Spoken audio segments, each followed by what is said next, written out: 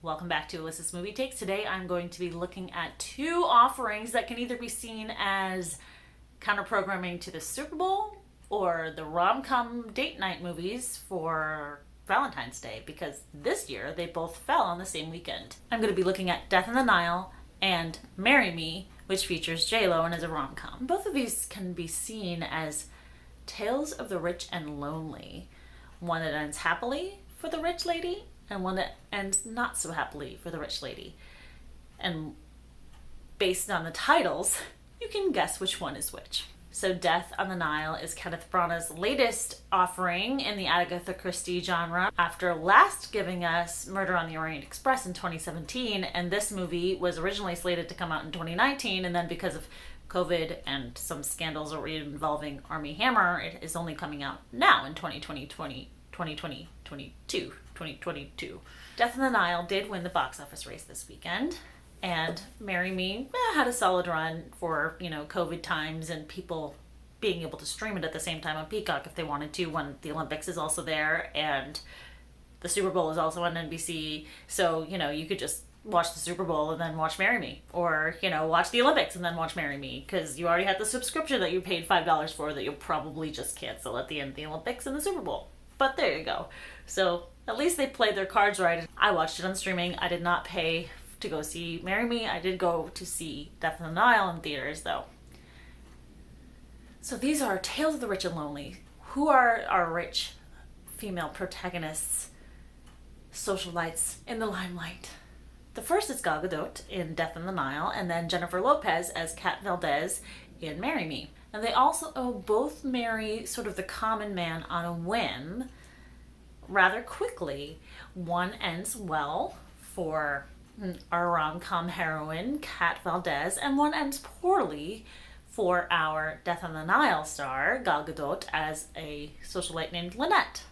Lynette is more nuanced than J-Lo's character as a rich socialite, because she actually is able to express some of the distrust that she has in everyone around her, because they're only there because she has money. And she even approaches the detective in this movie, who's played by Kenneth Branagh, which is Hercule Poirot, who is Agatha Christie's one of her main detectives, to ask for his help and protection, and he isn't able to offer her much, even though there is a legitimate stalker against Lynette and her husband, her new husband, on the boat. The character of Kat Valdez in Marry Me is very shallow. She is pretty much J-Lo in, other clothing and another name. She's always in and out of love. She can't seem to get it right. And then when she's jilted at a concert altar where she's going to marry her latest stooge, she sees Owen Wilson holding up a sign that says "Marry Me," and she decides, what the heck, I'm just going to try to marry this guy because he at least is here and present and hasn't jilted me at the altar and isn't probably a jerk. Turns out he's not a jerk, but she still has to learn to not be so jerky, and there you go. That's the rom-com Marry Me. It's pretty bland. It's pretty much a phone-in for Jennifer Lopez and Owen Wilson, and J-Lo's been making these kind of movies for 20 years, and this is definitely at the weaker part of the heap. Death on the Nile is a little bit better. I enjoyed it just as the genre film, but it does take a long time for anything to start to happen. The title talks about death, and it takes about 40-50 minutes before we actually see the first body fall.